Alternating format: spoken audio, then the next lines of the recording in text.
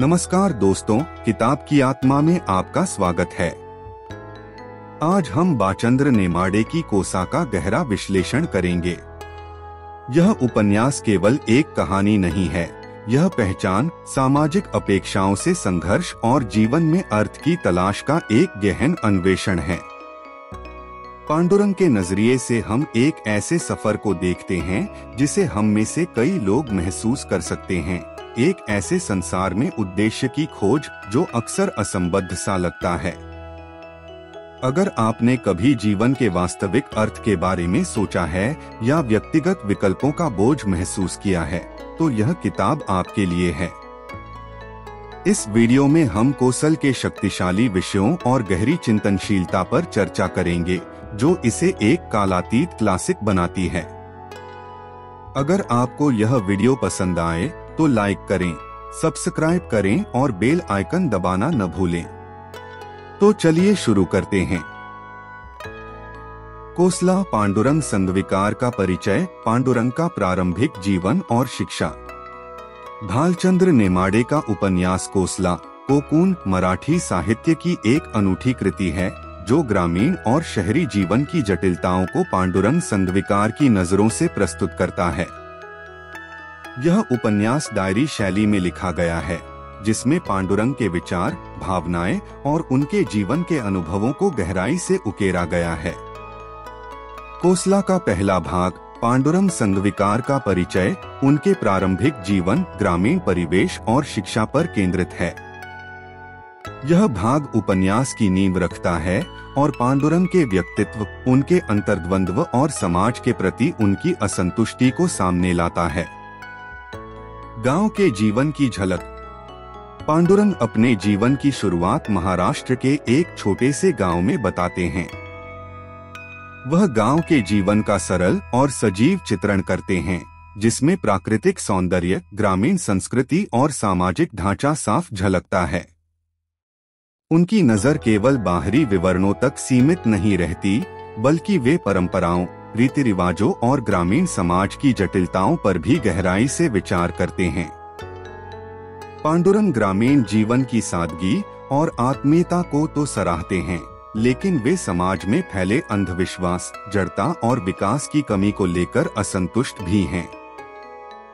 वे महसूस करते हैं कि यह जीवन उन्हें बांध कर रखता है और वे इस सीमित दुनिया से बाहर निकलने की आकांक्षा करते हैं। उनकी इस छटपटाहट को उपन्यास में उनके तीक्ष्ण अवलोकन और गहन विचारों के माध्यम से प्रस्तुत किया गया है। परिवार पर चिंतन। पांडुरंग का अपने परिवार, विशेष रूप से अपने पिता के साथ संबंध, इस अध्याय का मुख्य विषय है। उनके पिता को एक सख्त, परंपरावादी व्यक्ति के रूप में चित्रित किया गया है, जो अनुशासन, मेहनत और समाज में प्रतिष्ठा को अत्यधिक महत्व देते हैं। पांडुरंग अपने पिता की जिम्मेदारी और कठोरता का सम्मान तो करते हैं, लेकिन उनके विचारों और भावनाओं से जुड़ नहीं पाते। पिता के साथ इस भावनात्मक दूरी के कारण पांडुरंग अपने ही परिवार में अलग-थलग महसूस करते हैं। यह दूरी उनके व्यक्तिवादी स्वभाव और पारिवारिक अपेक्षाओं के बीच टकराव को भी दर्शाती है।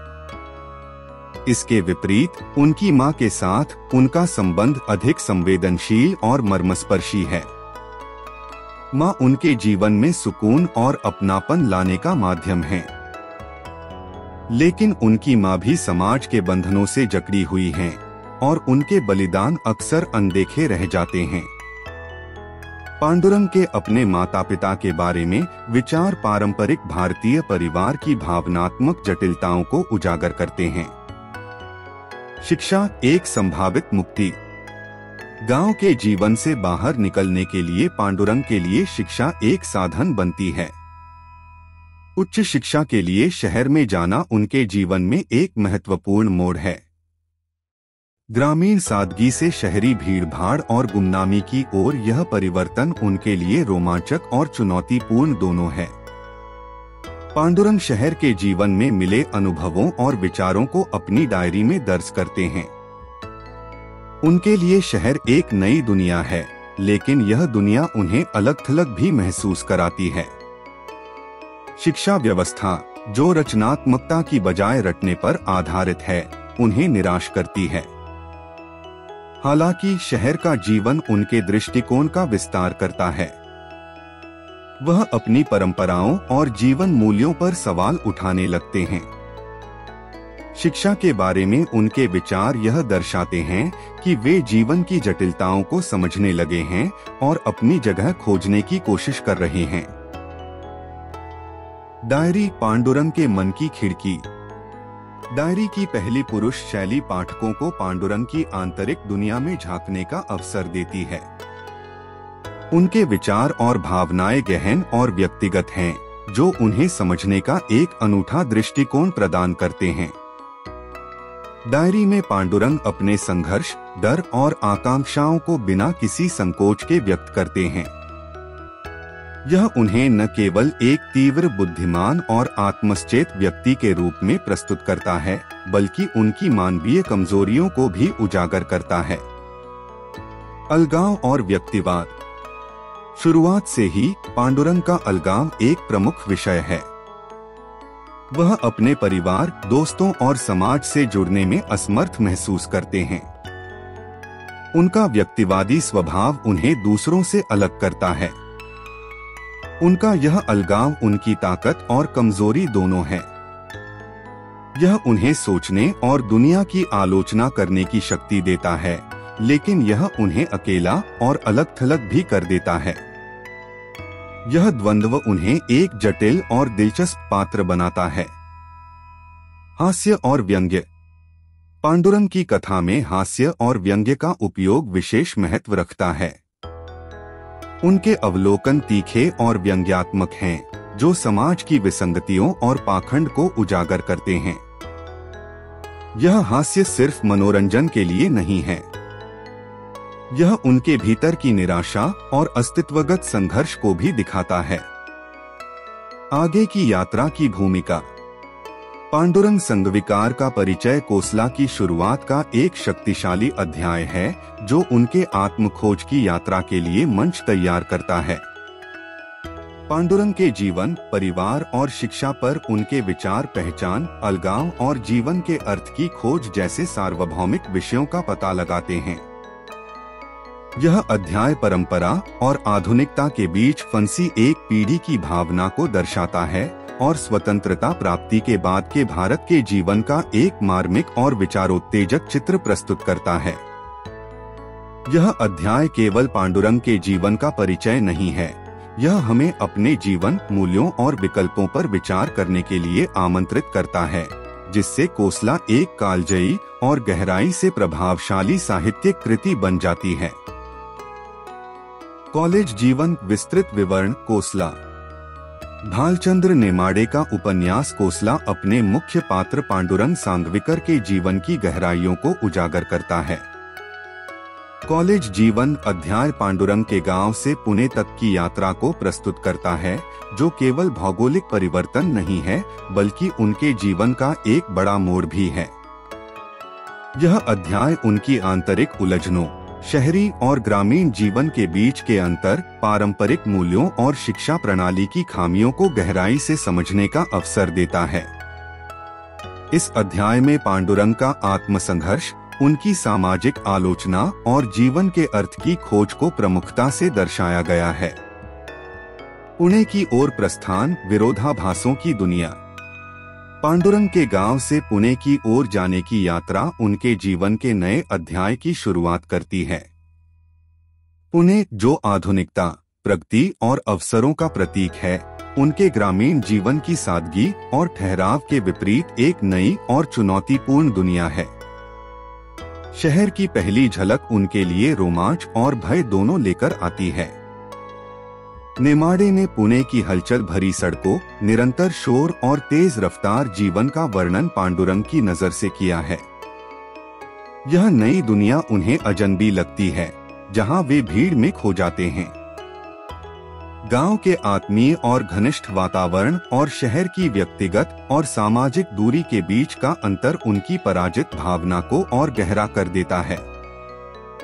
शहर में अलगाव का एहसास। पांडुरंग का अलगाव इस अध्याय का प्रमुख विषय है। गांव में वे सामाजिक परंपराओं और जीवन की एकरूपता से असंतुष्ट थे, लेकिन शहर में उनका अलगाव एक नया रूप लेता है, जहां वे शहरी जीवन की ठंडक और सथीपन से जूझते हैं। शहर की भीड़ में भी वे अकेला महसूस करते हैं।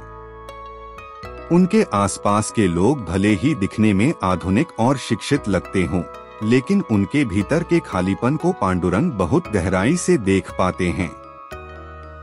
शहरी जीवन से उनका यह असंतोष केवल भौतिकता और प्रतिस्पर्धा तक ही सीमित नहीं है, यह उनकी आंतरिक दुनिया में भी घर कर जाता है। गांव और शहर के बीच फंसे हुए पांडुरंग न तो पूरी तरह शहरी आधुनिकता को अपनाना चाहते हैं और न ही ग्रामीण पारंपरिकता में लौटना चाहते हैं। उनका यह द्वंद्व उनकी भावनाओं और जीवन के प्रति उनके दृष्टिकोण को प्रभावित करता है। शहरी मध्यवर्गीय जीवन की आलोचना। इस अध्याय में पांडुरंग ने शहरी मध्यवर्गीय जीवन के विभिन्न पहलुओं पर अपनी गहरी और तीखी टिप्पणियां की हैं। उनकी नजर में शहर के मध्यम वर्ग का जीवन मुख्य रूप से दिखावे और सामाजिक प्रतिष्ठा पर केंद्रित है। पांडुरंग देखते हैं कि शहर के लोग अपनी असलियत को छिपाकर सफलता और सम्मान का झूठा आवरण ओढ़े हुए हैं। वे दिखावे के लिए रिश्तों, मूल्यों और यहाँ तक कि अपने समय की बलि चढ़ाने को भी तैयार हैं। उनका यह आडंबर और भौतिकता पांडुरंग को सथी और खाली लगती है। शहर के मध्यम वर्ग में परंपरागत और आधुनिक सोच का टकराव भी स्पष्ट है। परिवार आधुनिकता का दिखावा करते हैं, लेकिन भीतर से पारंपरिक रीति रिवाजों और मान्यताओं से बंधे रहते हैं। यह विरोधाभास न केवल समाज में बल्कि व्यक्ति के भीतर भी एक विभाजन पैदा करता है। शिक्षा प्रणाली एक असफल संस्था। पुणे में शिक्षा प्राप्ति पांडुरंग के जीवन में एक प्रमुख मोड़ है। उनके लिए शिक्षा स्वतंत्रता और आत्म खोज का साधन प्रतीत होती है, लेकिन कॉलेज में उनका अनुभव उन्हें जल्द ही निराश कर देता है। पांडुरंग ने शिक्षा प्रणाली की कई खामियों पर सवाल उठाए हैं। उनका कहना है कि यह प्रणाली रटने और अनुपालन पर जोर देती है, जो रचनात्मकता और स्वतंत्र सोच को कुचल देती है। कॉलेज का पाठ्यक्रम उनके लिए प्रेरणाहीन है, जो छात्रों को केवल आज्ञाकारी कर्मचारी बनाने पर केंद्रित है, न कि स्वतंत्र विचारक। प्रोफेसर भले ही विषय में पारंगत हों, लेकिन वे छात्रों के जीवन और समस्याओं से कटे हुए हैं। पांडुरंग को इस प्रणाली में इंसानियत और सहानुभूति की कमी महसूस होती है। इसके साथ ही शिक्षा प्रणाली में प्रतिस्पर्धा और पदानुक्रम ने पांडुरंग को और अलग-थलग कर दिया। छात्र केवल कठोर शैक्षणिक मानकों पर खरे उतरने के लिए आके जाते हैं, उनके विचारों या मौलिकता की कोई कद्र नहीं होती। फिर भी इस शिक्षा प्रणाली के प्रति उनकी निराशा के बावजूद कॉलेज का समय उनके लिए बौद्धिक और भावनात्मक विकास के अवसर लेकर आता है। वे नई सोच, संस्कृतियों और दृष्टिकोणों से परिचित होते हैं, जो उनकी मान्यताओं को चुनौती देते हैं और उन्हें अपने मूल्यों पर फिर से विचार करने के लिए प्रेरित करते हैं। पांडुरंग की आंतरिक दुनिया।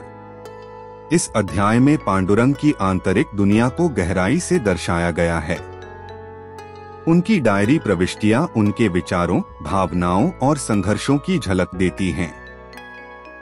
यह डायरी उनके व्यक्तित्व का वह पक्ष उजागर करती है जो गहराई से आत्मनिरीक्षण और आत्मालोचना करता है। डायरी पांडुरंग के लिए एक ऐसी जगह है जहां वे बिना किसी रोक-टोक के अपनी निराशाओं, भय और आकांक्षाओं को व्यक्त कर सकते हैं। उनका आत्मनिरीक्षण कभी-कभी आत्मालोचना की हद तक पहुंच जाता है, जहां वे अपने उद्देश्यों, विकल्पों और विश्वासों पर सवाल उठाते हैं। पांडुरंग का यह आत्मसंघर्ष पाठकों को उनके चरित्र से जोड़ता है। नेमाड़े ने उनके अनुभवों और विचारों के माध्यम से पहचान, अलगाव और अर्थ की खोज जैसे सार्वभौमिक विषयों को उजागर किया है। व्यंग्य और हास्य का प्रयोग। इस अध्याय की एक अनोखी विशेषता है पांडुरंग की व्यंग्यात्मक और हास्यपूर्ण शैली। उनकी टिप्पणियां लोगों और परिस्थितियों के प्रति तीक्ष्ण व्यंग्य और सूक्ष्म व्यंग्य से भरी हुई हैं।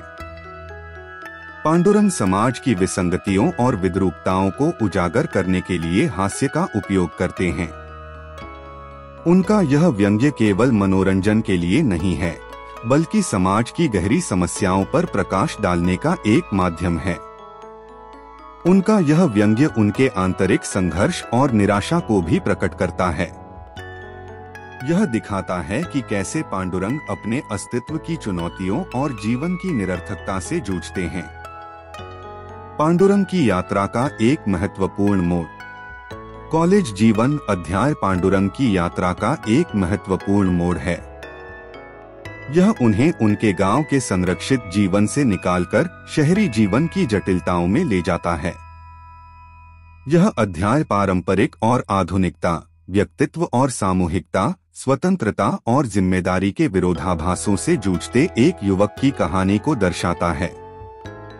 पांडुरंग का यह संघर्ष न केवल व्यक्तिगत है, बल्कि समाज, शिक्षा और मानव संबंधों की व्यापक आलोचना भी है। यह अध्याय पाठकों को उनके अनुभवों और संघर्षों से जोड़ता है, जिससे कोसला एक अद्वितीय और गहन साहित्यिक कृति बन जाती है। पांडुरंग का कॉलेज जीवन केवल एक शैक्षणिक अनुभव नहीं है, यह आत्मखोज और परिवर्तन की यात्रा भी है। जैसे जैसे वह शहरी जीवन और शिक्षा प्रणाली की चुनौतियों से जूझते हैं, वह अपनी पहचान, उद्देश्य और अस्तित्व के गहरे प्रश्नों का सामना करते हैं। कॉलेज जीवन अध्याय केवल पांडुरंग के जीवन की कहानी नहीं है, यह पाठकों को उनकी अपनी जिंदगी, मूल्यों और विकल्पों पर विचार करने का निमंत्रण देता है। यही इस अध्याय और कोसला को कालजयी और गहराई से प्रभावशाली बनाता है। दोस्ती और रिश्ते कोसला में एक गहन विश्लेषण। भालचंद्र नेमाड़े का उपन्यास कोसला रिश्तों और दोस्ती के माध्यम से मानव जीवन की जटिलताओं को उजागर करता है। दोस्ती और रिश्ते अध्याय में मुख्य पात्र पांडुरंग सांगविकर के जीवन में दो महत्वपूर्ण व्यक्तित्वों, सुरेश और लीला, के साथ उनके संबंधों को विस्तार से प्रस्तुत किया गया है। इन रिश्तों के माध्यम से नेमाड़े समाज की उम्मीदों, रिश्तों की वास्तविकता और व्यक्तिगत संघर्षों को गहराई से व्यक्त करते हैं। यह अध्याय पांडुरंग के व्यक्तित्व के अंदर झांकने और उसकी भावनात्मक स्थिति को समझने का एक सशक्त माध्यम है। सुरेश एक विपरीत व्यक्तित्व। सुरेश, जो पांडुरंग का पुणे में रूममेट है, एक ऐसा पात्र है जो पांडुरंग की गंभीर और आत्मविश्लेषी प्रकृति के ठीक विपरीत है। सुरेश एक सहज, व्यावहारिक और दुनिया से मेलजोल में कुशल इंसान है। वह एक ऐसा व्यक्ति है जो समाज की अपेक्षाओं के साथ सामंजस्य स्थापित कर चुका है और सरल जीवन जीने में संतोष पाता है। सुरेश की यह स्वाभाविकता पांडुरंग के भीतर की उथल-पुथल को उजागर करती है। जहां सुरेश सामाजिक जीवन का आनंद लेता है, पांडुरंग समाज में अपनी जगह खोजने और जीवन के गहरे सवालों का उत्तर पाने में संघर्ष करता है। सुरेश की सहजता और उसकी चिंतामुक्त प्रकृति अक्सर पांडुरंग को असहज करती है, क्योंकि वह समझ नहीं पाता कि कोई इतनी आसानी से जीवन के विरोधाभासों को कैसे स्वीकार कर सकता है। इसके बावजूद सुरेश और पांडुरंग के बीच एक जटिल लेकिन महत्वपूर्ण रिश्ता बनता है। उनकी बातचीत अक्सर पांडुरंग के भीतर के गुस्से, निराशा और असमंजस को व्यक्त करने का माध्यम बनती है। दूसरी ओर सुरेश अपने व्यावहारिक और मजाकिया दृष्टिकोण से पांडुरंग को उसकी गहरी सोच की निरर्थकता से रूबरू कराता है। लीला अप्राप्त प्रेम का प्रतीक। लीला पांडुरंग के जीवन में एक और महत्वपूर्ण पात्र है जो अप्राप्त प्रेम का प्रतीक है। वह एक आदर्श की तरह प्रस्तुत की गई है, जिसे पांडुरंग चाहता है लेकिन पा नहीं सकता। लीला की भूमिका एक प्रतीकात्मक है जो प्रेम और इच्छाओं की असंभवता को दर्शाती है। लीला पांडुरंग के जीवन में एक रहस्यमय, आकर्षक और पहुंच से बाहर की शख्सियत है।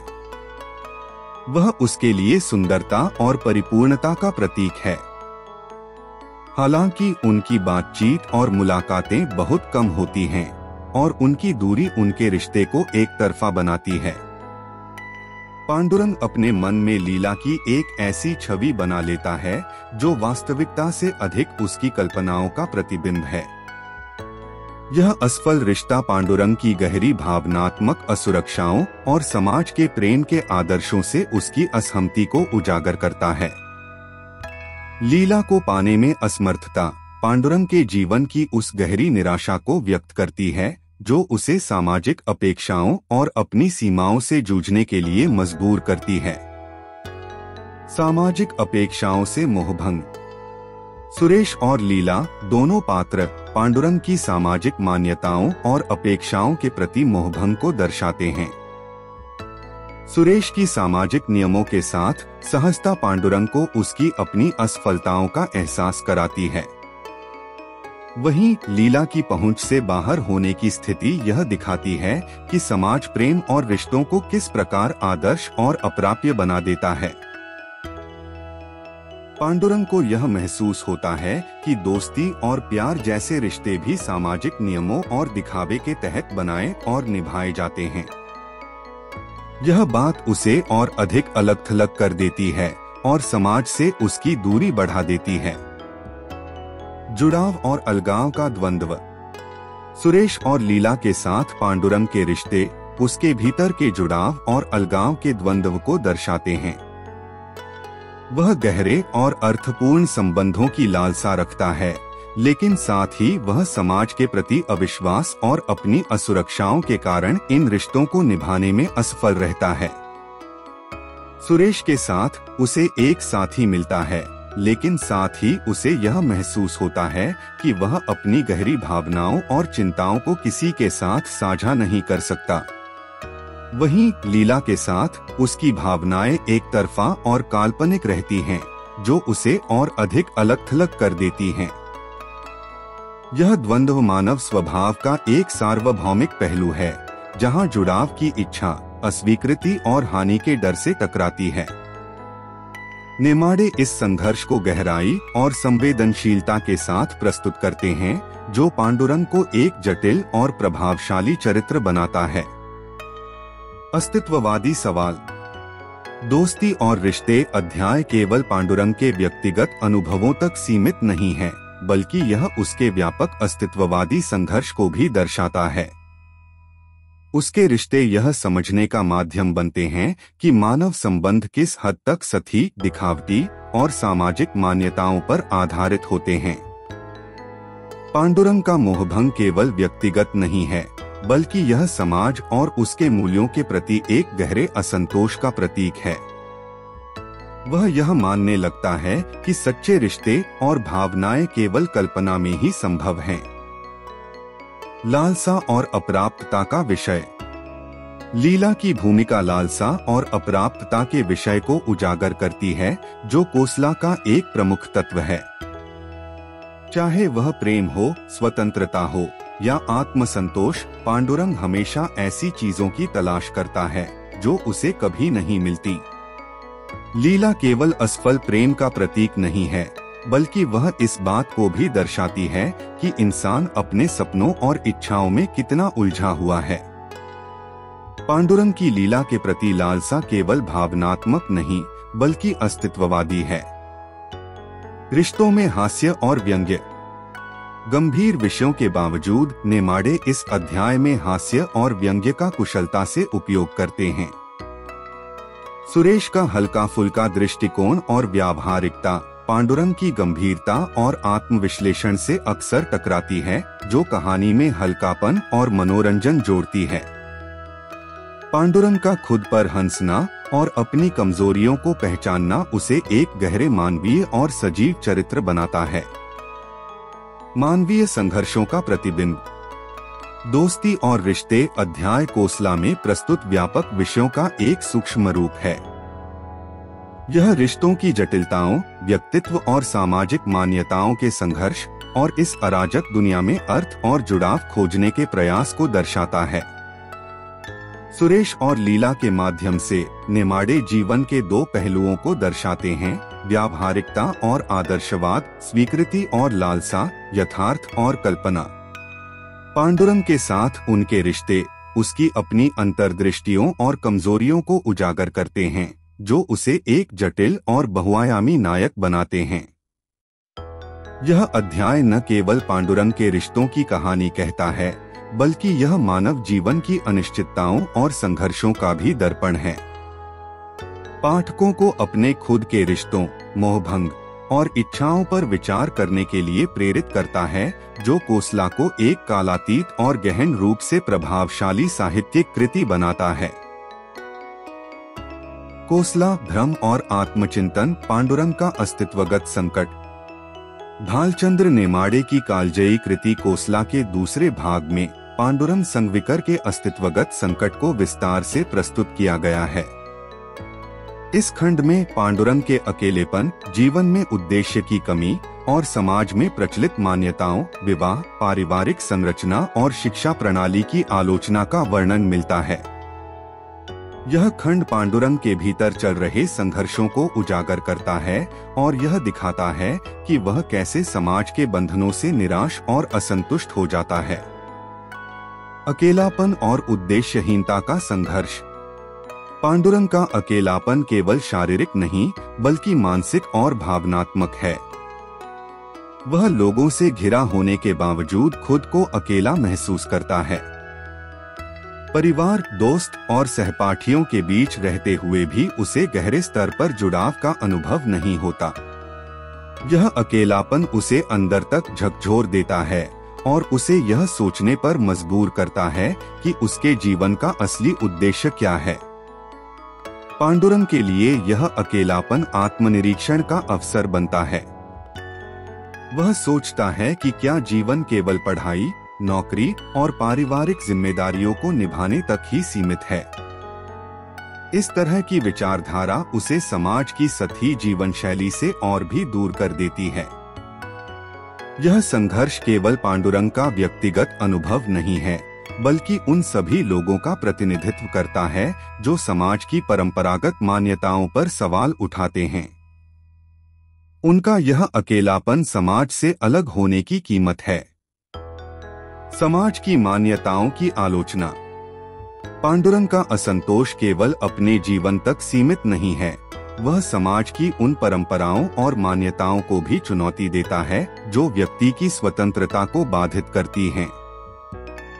एक विवाह की आलोचना। पांडुरंग विवाह को एक ऐसा बंधन मानता है जो व्यक्ति की स्वतंत्रता और व्यक्तित्व को खत्म कर देता है। वह देखता है कि लोग विवाह में केवल सामाजिक दबाव और परंपरा के कारण बंधते हैं, न कि सच्चे प्रेम या आपसी समझ के कारण। उसके लिए विवाह वह समझौता है जो व्यक्ति को समाज के अनुकूल बनाने के लिए मजबूर करता है। पांडुरंग विवाह को एक प्रतीक मानता है जो यह दिखाता है कि कैसे समाज अपनी मान्यताओं को व्यक्तियों पर थोपता है। 2. पारिवारिक संरचना। पारिवारिक जीवन, जिसे अक्सर प्यार और समर्थन का आधार माना जाता है, पांडुरंग के लिए एक जटिल और कभी-कभी दमनकारी व्यवस्था है। वह पारंपरिक परिवार को एक ऐसी संरचना के रूप में देखता है जो व्यक्ति की स्वतंत्रता और रचनात्मकता को सीमित करती है। पांडुरंग अपने परिवार के भीतर छुपी हुई भावनाओं और तनावों का वर्णन करता है। माता पिता अपने बच्चों पर अपनी महत्वाकांक्षाएं थोपते हैं और भाई बहन एक दूसरे के साथ प्रतिस्पर्धा करते हैं। इस व्यवस्था में सच्ची भावनाएं अक्सर दबा दी जाती हैं और संवाद की कमी रहती है। उसके दृष्टिकोण से परिवार वह जगह है जहां व्यक्तित्व का दम घुटता है और व्यक्ति को सामूहिक अपेक्षाओं के अधीन होना पड़ता है। 3. शिक्षा प्रणाली पर सवाल। पांडुरंग का शिक्षा प्रणाली से मोहभंग पहले से ही स्पष्ट है। वह इसे एक ऐसी प्रक्रिया मानता है जो रचनात्मकता और स्वतंत्र सोच के बजाय केवल रटने और अंकों पर जोर देती है। पांडुरंग महसूस करता है कि शिक्षा प्रणाली छात्रों को स्वतंत्र रूप से सोचने और अपने तरीके से जीवन जीने के लिए तैयार करने के बजाय उन्हें समाज की मशीनरी का हिस्सा बना देती है। वह इस व्यवस्था को अप्रासंगिक और यांत्रिक मानता है, जो छात्रों को केवल स्थापित भूमिकाओं में ढालने का काम करती है। पाठ्यक्रम की निरर्थकता को लेकर भी पांडुरंग की शिकायतें हैं। वह सोचता है कि शिक्षा को तथ्यों और सिद्धांतों के रटने तक सीमित रखने के बजाय मानव अनुभवों और सहानुभूति को समझने पर जोर देना चाहिए। अस्तित्वगत चिंतन। पांडुरंग का अस्तित्वगत संकट उसे जीवन के बड़े सवालों पर विचार करने के लिए प्रेरित करता है, जैसे जीवन का उद्देश्य, खुशी की प्रकृति और सफलता का सही अर्थ। वह समाज द्वारा थोपे गए मूल्यों जैसे धन, प्रतिष्ठा और रिश्तों पर सवाल उठाने लगता है। भौतिकवाद का खंडन। पांडुरंग भौतिकवादी जीवन शैली को पूरी तरह से खारिज करता है। वह देखता है कि लोग धन और संपत्ति के पीछे भागते हैं, यह सोचकर कि यही उन्हें खुश रखेगा। लेकिन वह इस दौड़ को व्यर्थ मानता है। पांडुरंग के अनुसार भौतिक संपत्ति असली खुशी और आत्मिक शांति का विकल्प नहीं हो सकती। यह आलोचना आज के समाज में भी उतनी ही प्रासंगिक है, जहां भौतिक सुखों को ही जीवन का अंतिम लक्ष्य मान लिया गया है। प्रामाणिकता की खोज। पांडुरंग एक ऐसी दुनिया में सच्चाई और प्रामाणिकता की तलाश करता है, जहां लोग नकलीपन और दिखावे में उलझे हुए हैं। वह ऐसे संबंधों और अनुभवों की कामना करता है जो समाज की अपेक्षाओं से मुक्त हों। लेकिन उसकी यह तलाश अक्सर निराशा में बदल जाती है, क्योंकि वह पाता है कि अधिकांश लोग अपनी सामाजिक भूमिकाओं को छोड़ने के लिए तैयार नहीं हैं। समाज के प्रति निराशा। पांडुरंग के विचार धीरे धीरे और अधिक निंदक होते जाते हैं। वह समाज को एक ऐसी व्यवस्था के रूप में देखता है जो स्वतंत्रता को दबाने और समानता का भ्रम बनाए रखने के लिए बनाई गई है। यह दृष्टिकोण पांडुरंग को और अधिक अलगाव की ओर ले जाता है, जिससे उसके लिए दूसरों के साथ संबंध बनाना और भी कठिन हो जाता है। पांडुरंग का संकट एक सार्वभौमिक अनुभव। पांडुरंग का अस्तित्वगत संकट केवल उसका निजी अनुभव नहीं है, यह हर उस व्यक्ति का प्रतिनिधित्व करता है जिसने कभी जीवन के अर्थ पर सवाल उठाया हो या समाज की अपेक्षाओं से घुटन महसूस की हो। भालचंद्र नेमाड़े ने पांडुरंग के माध्यम से मानव अस्तित्व की जटिलताओं को उजागर किया है। यह संघर्ष व्यक्ति और समाज, स्वतंत्रता और जिम्मेदारी और अर्थ और व्यर्थता के बीच एक निरंतर खींचतान है। निष्कर्ष। कोसला के इस भाग में भालचंद्र नेमाड़े ने पांडुरंग के अस्तित्वगत संकट के माध्यम से समाज की मान्यताओं, पारिवारिक संरचना और शिक्षा प्रणाली की गहराई से आलोचना की है। पांडुरंग के विचार पाठकों को अपनी ही मान्यताओं और मूल्यों पर पुनर्विचार करने के लिए प्रेरित करते हैं। पांडुरंग के संघर्ष उसके मानवीय पहलुओं को सामने लाते हैं, उसके डर, संदेह और आशाएं हर व्यक्ति के अनुभवों की छवि हैं। उनका जीवन हमें यह याद दिलाता है कि निराशा और भ्रम हालांकि कष्टदायक हैं, सच्चाई और प्रामाणिकता की खोज में महत्वपूर्ण भूमिका निभाते हैं। कोसला न केवल एक व्यक्ति की कहानी है, बल्कि उस पीढ़ी का दर्पण है जो आधुनिक जीवन की जटिलताओं से जूझ रही है।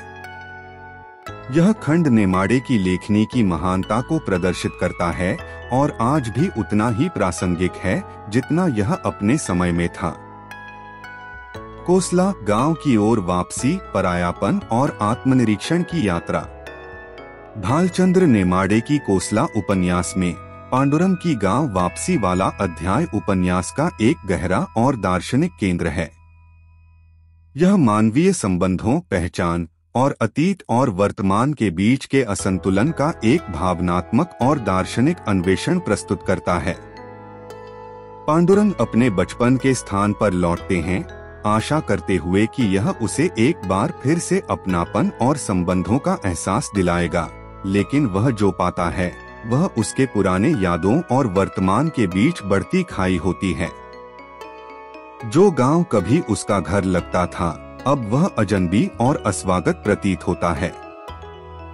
यह अध्याय पांडुरंग की अपनी जड़ों से असंलग्न, उसके पारिवारिक रिश्तों और बदलती आत्मस्वीकृति की संघर्ष को स्पष्ट रूप से उजागर करता है। एक वापसी की यात्रा, खोई हुई पहचान की तलाश। पांडुरंग की गांव वापसी केवल एक शारीरिक यात्रा नहीं है, यह एक गहरी भावनात्मक और प्रतीकात्मक यात्रा है। शहर में वर्षों तक अकेलेपन, अस्तित्वगत प्रश्नों और सामाजिक अलगाव से जूझते हुए वह उम्मीद करता है कि गांव उसे शांति और सुकून प्रदान करेगा। वह मानता है कि अपने बचपन के घर की पुनः यात्रा उसे अपनी सरल और निर्दोष आत्मा से फिर से जोड़ सकती है। गांव के पास पहुंचते हुए पांडुरंग में यादों की हलचल होती है। बचपन के दिन, वह लोग जिन्हें वह कभी जानता था और वे स्थान जो उसके पहले वर्षों को आकार देते थे। फिर भी उसके भीतर कुछ डर भी होता है। वह सोचता है कि क्या वह गांव और उसकी खुद की पहचान में अपरिवर्तनीय रूप से बदलाव आ चुका है। 2. बचपन पर चिंतन। गांव लौटते ही पांडुरंग अपने बचपन पर विचार करना शुरू करता है। उसकी यादें और सरलता से भरी होती हैं, खेतों में खेलने के दिन, पारिवारिक बंधनों का अव्यक्त प्रेम और एक ऐसा जीवन जो अब एक दूर का सपना लगता है। हालांकि ये यादें जल्दी ही वर्तमान की कठोर वास्तविकताओं से ढकी जाती हैं। वह गांव जो उसने याद किया था, अब वैसा नहीं लगता। लोग, परिदृश्य और यहाँ तक कि संस्कृति भी बदल चुकी है, जैसे वे किसी दूसरी दुनिया का हिस्सा हों। यह एहसास उसके भीतर परायापन की भावना को और बढ़ा देता है। वह महसूस करता है कि वह जिस जगह को अपनापन देने वाला मानता था, वह अब उसे अपरिचित लगने लगी है। 3. पारिवारिक संबंध, परायापन का अध्ययन। पांडुरंग के परिवार के साथ उसके रिश्ते उसकी असंलग्न की भावना को और उजागर करते हैं। उसके माता पिता, भाई बहन और विस्तारित परिवार अब वे स्नेहपूर्ण पात्र नहीं हैं जो उसके बचपन के समय थे, बल्कि वे दूर दूर से जुड़ी हुई व्यक्तित्वों के रूप में सामने आते हैं। उनके जीवन पारंपरिक मूल्यों और उम्मीदों से बंधे होते हैं, जिन्हें पांडुरंग ने पहले ही प्रश्नवाचक और अस्वीकार कर दिया था। उसका पिता, जो कभी प्राधिकरण और अनुशासन का प्रतीक था, अब थका हुआ और हतोत्साहित प्रतीत होता है। उसकी माँ, जो कभी घर के भावनात्मक केंद्र थीं, अब रोजमर्रा की दिनचर्या में व्यस्त रहती हैं और कम ही भावनात्मक जुड़ाव प्रदान करती हैं। ये संबंध जो आराम और सुरक्षा देने वाले होने चाहिए थे, अब पांडुरंग की परायापन की भावना को और बढ़ा देते हैं। इसके अलावा उसके परिवार की उससे अपेक्षाएं, विवाह करना, स्थिर नौकरी प्राप्त करना और सामाजिक मानकों के अनुसार चलना, उसके आंतरिक संघर्ष और पारंपरिक जीवन मार्गों को न मानने के संघर्ष से टकराती हैं। यह असंलग्न पांडुरंग के भीतर विफलता की भावना पैदा करता है, क्योंकि वह न तो उनकी अपेक्षाओं को पूरा कर सकता है, न ही उनके जीवन के तरीके में कोई अर्थ पा सकता है। 4. गांव, परायापन का दर्पण। गांव खुद पांडुरंग की आंतरिक स्थिति का रूपक बन जाता है। अब यह वह आदर्श स्थान नहीं रहा जो उसके बचपन की यादों में था। खेत, जो कभी हरे भरे और जीवंत थे, अब सूने और निग्लेक्टेड प्रतीत होते हैं। लोग, जो कभी गर्म और परिचित होते थे, अब अनदेखे और असंगत लगते हैं। पांडुरंग देखता है कि गांव अब आधुनिकता और बदलते समय के दबावों का शिकार हो चुका है। पारंपरिक मूल्य अब व्यावहारिकता में बदल चुके हैं और सामुदायिक बंधन कमजोर हो गए हैं। वह महसूस करता है कि वह अपने ही घर में अजनबी बन चुका है और अतीत और वर्तमान के बीच की खाई को पाटने में असमर्थ है। यह परायापन सिर्फ भौतिक परिवर्तनों से नहीं जुड़ा है, यह गहरे भावनात्मक परिवर्तन भी दर्शाता है। पांडुरंग महसूस करता है कि उसका आदर्शित गांव अब मौजूद नहीं है। वह एहसास करता है कि उसके द्वारा याद किया गया गांव कभी भी वास्तविक नहीं था, या फिर वह जैसा था वैसा अब नहीं रहा। यह एहसास उसकी निराशा को और गहरा कर देता है। 5 जड़ों और पहचान पर चिंतन। पांडुरंग की गांव वापसी उसे अपनी जड़ों और पहचान पर सवाल उठाने के लिए मजबूर करती है। वह अपने बचपन की अवस्था और अब की अवस्था के बीच सामंजस्य स्थापित करने में संघर्ष करता है। शहर में बिताए गए समय ने उसे इस हद तक बदल दिया है कि वह अब गांव के जीवन से पूरी तरह जुड़ने में असमर्थ है। फिर भी वह एक गहरी हानि की भावना महसूस करता है। गांव उसके उस हिस्से का प्रतीक है जिसे वह अब कभी वापस नहीं पा सकेगा। यह द्वैत, बेलांगने की इच्छा और असंलग्न की वास्तविकता एक गहरे आंतरिक संघर्ष को जन्म देती है। पांडुरंग सोचता है कि उसकी शिक्षा और शहरी अनुभवों ने उसे अपनी जड़ों से कितना हटा दिया है, जबकि ये अनुभव उसे एक व्यापक दृष्टिकोण प्रदान करते हैं। वे उसे ग्रामीण जीवन की सरलता और प्रामाणिकता से भी दूर कर देते हैं। वह यह सवाल करता है कि क्या यह व्यापार ठीक था और क्या उसने इस प्रक्रिया में कुछ महत्वपूर्ण खो दिया। 6 विफलता की भावना। इस अध्याय का एक सबसे शक्तिशाली पहलू पांडुरंग की बढ़ती विफलता की भावना है। वह महसूस करता है कि उसने न तो अपने परिवार से जुड़ाव पाया, न ही समाज की अपेक्षाओं को पूरा किया और न ही जीवन का कोई उद्देश्य या स्थान पाया। यह विफलता केवल व्यक्तिगत नहीं है, यह सामाजिक संरचनाओं की एक व्यापक आलोचना भी है। पांडुरंग का संघर्ष परंपरा और आधुनिकता, व्यक्तित्व और सामान्यता और अतीत और वर्तमान के बीच टकराव को उजागर करता है। वह न तो गांव में समाहित हो सकता है, न ही शहर में, और यह उसकी आत्मनिर्भरता और समाज से बाहर रहने की हानि को दिखाता है। 7 दार्शनिक पहलू। भालचंद्र नेमाड़े पांडुरंग की गांव वापसी के माध्यम से व्यापक दार्शनिक विषयों की खोज करते हैं। यह अध्याय पहचान के स्वभाव, बदलाव के प्रभाव और घर के अर्थ पर सवाल उठाता है। पांडुरंग की चिंतनशीलता से नेमाड़े पारंपरिक संरचनाओं की कठोरता और आधुनिक जीवन की सथीता की आलोचना करते हैं। गांव जो कभी स्थिरता और जुड़ाव का प्रतीक था, अब संघर्ष और परायापन का स्थल बन जाता है। यह बदलाव तेजी से बदलते समय की चुनौती को दर्शाता है, जहां पुराने सत्य अब सत्य नहीं रहते। 8 निष्कर्ष बिना समापन की यात्रा। पांडुरंग की गांव वापसी कोई विजयी घर वापसी नहीं है, बल्कि यह वास्तविकता से मुठभेड़ का एक कठोर अनुभव है। वह गांव छोड़ते समय अधिक सवालों के साथ जाता है और एक गहरी हानि और असंलग्न की भावना महसूस करता है। यह अध्याय कोसला के बड़े विषयों का सूक्ष्मदर्शी प्रतिनिधित्व करता है: अर्थ की खोज, सामाजिक अपेक्षाओं से संघर्ष और मानवीय संबंधों की जटिलताएं। पांडुरंग की यात्रा गहरे व्यक्तिगत होते हुए भी सार्वभौमिक है, जो मानवीय अवस्था का सार प्रस्तुत करती है। अंत में कोसला हमें यह याद दिलाता है कि पहचान और जुड़ाव की खोज एक ऐसी यात्रा है जिसके आसान उत्तर नहीं होते। पांडुरंग की गांव वापसी इस तनाव को उजागर करती है जो हम जो थे, जो हैं और जो हम बनना चाहते हैं, इनके बीच खिंचाव में व्याप्त है, और यही वह तनाव है जो हमें। अंतिम चिंतन भालचंद्र नेमाड़े के कोसला में अर्थ की अनवरत खोज। कोसला उपन्यास के समापन में हम मानवीय अस्तित्व की गहरी समझ में प्रवेश करते हैं।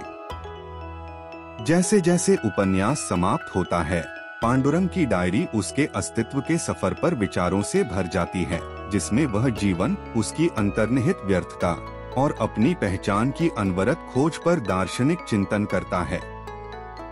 इस अंतिम खंड में नेमाड़े ने आधुनिक व्यक्ति की संघर्षशीलता और आत्माधार की तलाश को बखूबी उकेरा है, जो अपनी आत्मा को समझने में असमर्थ है। पांडुरंग के यह विचार न केवल उसकी व्यक्तिगत त्रासदी का वर्णन करते हैं, बल्कि समग्र रूप से एक ऐसी पीढ़ी की चिंता को भी दर्शाते हैं जो तेजी से बदलती दुनिया में अपनी जगह तलाश रही है। इस खंड में न केवल व्यक्तिगत उलझन बल्कि समाज से जुड़ी वे सार्वभौमिक समस्याएं भी उजागर होती हैं जिनसे हर व्यक्ति गुजरता है। अर्थ की खोज, एक दार्शनिक यात्रा। उपन्यास भर में पांडुरंग केवल व्यक्तिगत संतोष की तलाश में नहीं है, बल्कि वह जीवन के गहरे अर्थ को समझने की कोशिश भी करता है। उसकी जीवन यात्रा सवालों से भरी हुई है और जैसे जैसे उपन्यास समाप्त होता है, पांडुरंग को यह महसूस होता है कि वह जितना खोजता है उतना ही अर्थ से परे होता जाता है। अब उसकी डायरी में विचारशीलता की गहराई और भी बढ़ जाती है। वह जीवन के उद्देश्य को लेकर चकित है और यह सोचता है कि क्या यह केवल एक आकस्मिक अनुभवों का संग्रह है जिनकी कोई सच्चाई नहीं है। पांडुरंग के मन में यह सवाल उठता है कि क्या यह खोज महज एक इंसान की रचना है जिसे हम अपने जीवन के अनिश्चित और अशांत पहलुओं को समझाने के लिए गढ़ते हैं। पांडुरंग की यह स्थिति न केवल बौद्धिक है बल्कि भावनात्मक भी है। वह अपने बचपन, रिश्तों और उन क्षणों पर विचार करता है जब उसे थोड़ी खुशी और संतुष्टि मिली थी। लेकिन जैसे जैसे वह इन घटनाओं की स्मृतियों में खो जाता है, उसे यह एहसास होता है कि ये क्षण समय के साथ भंग हो जाते हैं। इस अस्थायिता का एहसास उसे यह सोचने पर मजबूर करता है कि क्या यह सब प्रयास वास्तव में सार्थक हैं? क्या जीवन का उद्देश्य केवल अवसाद और असंतोष की अनंत यात्रा है जिसमें कभी भी संतुष्टि नहीं मिलती? सामाजिक मानदंडों और अपेक्षाओं की निरर्थकता। पांडुरंग जैसे जैसे अपने जीवन पर विचार करता है, उसे समाज के मानदंडों और अपेक्षाओं की निरर्थकता का भी एहसास होता है। उपन्यास में पांडुरंग हमेशा सामाजिक परंपराओं, विशेष रूप से विवाह, परिवार की संरचना और शिक्षा के साथ संघर्ष करता रहा है। उसे कभी भी पूरी तरह से इन सामाजिक संस्थाओं से मेल नहीं बैठा और यही संघर्ष उसके असंतोष और परायापन का कारण बन गया। समाप्त होते होते पांडुरंग सामाजिक संरचनाओं पर गहरा विचार करता है। वह समाज में विवाह को एक ऐसा दायित्व मानता है जो व्यक्तिगत स्वतंत्रता की बजाय एक सामाजिक दबाव के रूप में कार्य करता है। परिवार के बारे में भी उसकी धारणा होती है कि यह संस्था न केवल प्रेम और समर्थन देने का काम करती है, बल्कि समाज में कर्तव्यों और अपेक्षाओं को थोपने का भी एक जरिया बन जाती है।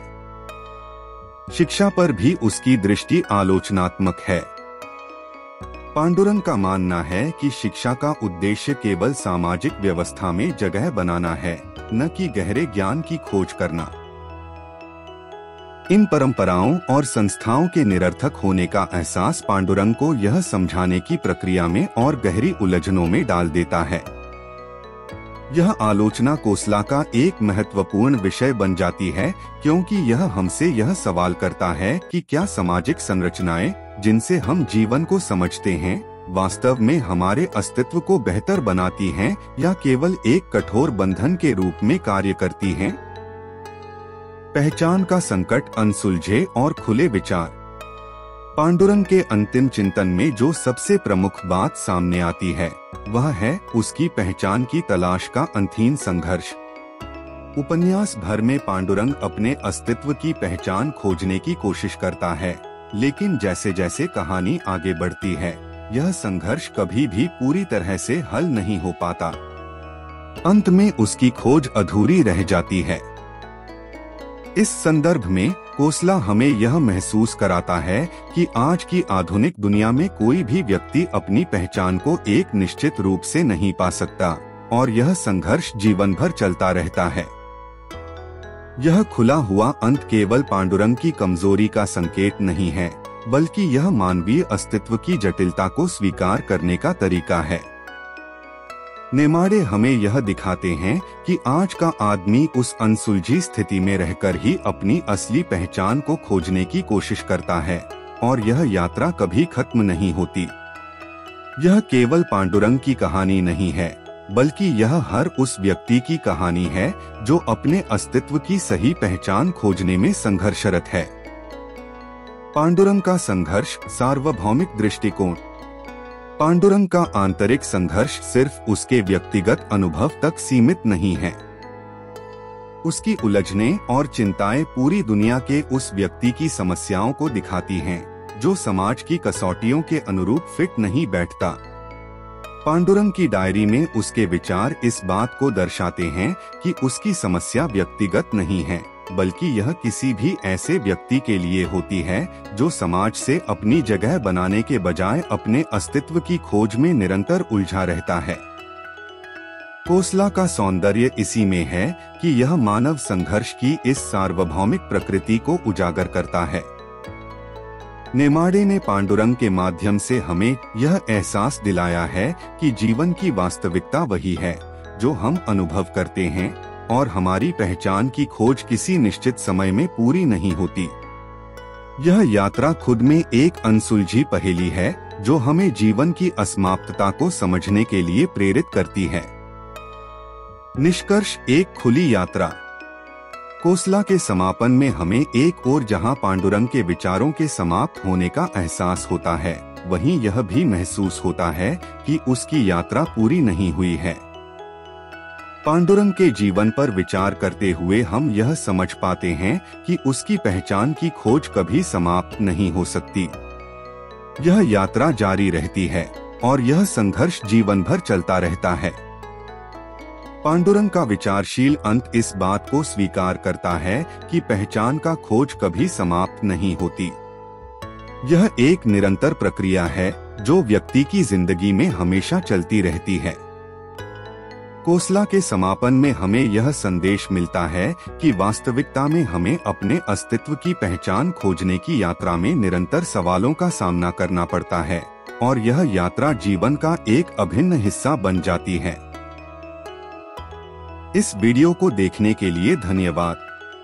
अगर आपको यह किताबों और कहानियों की यात्रा पसंद आई तो हमारे चैनल को लाइक, शेयर और सब्सक्राइब करना न भूलें। हमारे साथ जुड़े और ऐसी ही शक्तिशाली कहानियों, अमर क्लासिक्स और प्रेरणादायक गाथाओं का आनंद ले जो आपके मन और आत्मा को समृद्ध करें। बेल आइकन दबाएं ताकि कोई भी अपडेट आपसे छूट न जाए। आइए साहित्य की इस अद्भुत दुनिया को मिलकर खोजें। आपका समर्थन हमारे लिए बेहद खास है।